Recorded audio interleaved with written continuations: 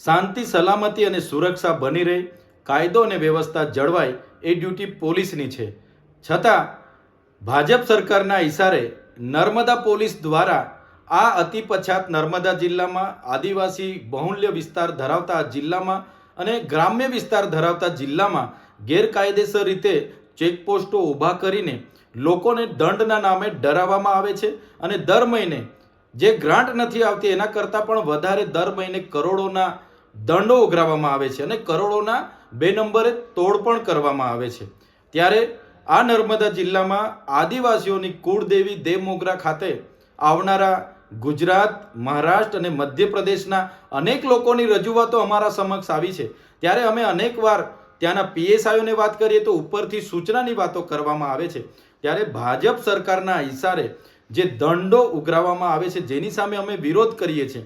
અમે પૂછવા માંગીએ છીએ પોલીસને, નર્મદા જિલ્લામાં બેફામ બુટલેગરો બન્યા છે, દારૂના ખુલ્લેઆમ ઠેકાઓ ચાલે છે, આકડા જુગારના ધંધાઓ ધમધમે છે, રેતીના માફિયાઓ, માટીના માફિયાઓ અને જમીન ખનનના માફિયાઓ આજે બેફામ ઓવરલોડ ટ્રકો ભરીને નીકળે છે.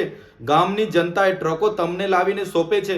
રાતોરાત પોલીસ પોતાની સેક્શનની સિસ્ટમ અપનાવીને છોડી મૂકે છે. ત્યારે એક વ્યક્તિ પોતાની આસ્થાએ દર્શનાર્થે પોતાના પરિવાર સાથે જતો હોય, કોઈ વ્યક્તિ પોતાના પરિવાર સાથે લગ્નમાં ચાંદલો કરવા જતો હોય, કોઈ ખેડૂત ખેતરે પાણી વાળવા જતો હોય, કોઈ મજૂર સવારે પોતાનું ઘરબાર ચલાવવા માટે મજૂરીએ જતો હોય, કે કોઈ યુવાન કે યુવતી કોલેજે જતા હોય, એવા લોકોને પણ આ પોલીસ દ્વારા છોડવામાં નથી આવતા. ડરાવવામાં આવે છે, હેરાન કરવામાં આવે છે અને દંડની વાત કરવામાં આવે છે. અને તોડ કરીને, તોડ નહીં થાય તો એને જેલ હવાલે કરીને, એના વાહનો જપ્ત કરીને કોર્ટના મારફતે છોડાવવા માટેનો કેસ બનાવવામાં આવે છે, જેનો હું સખત શબ્દોમાં વિરોધ કરું છું.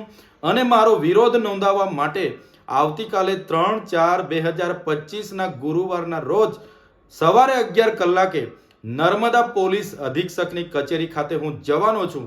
તમામ લોકોને પણ હું અપીલ કરું છું કે આ લૂંટ મચાવનારી, ભાજપ સરકારના ઇશારે કામ કરનારી આ નર્મદા પોલીસ સામે ખુલાસો માંગવા માટે તમે પણ આવતીકાલે 11 વાગે રાજપીપળા એસપી કચેરી ખાતે સૌ ઉપસ્થિત રહેજો. ધન્યવાદ.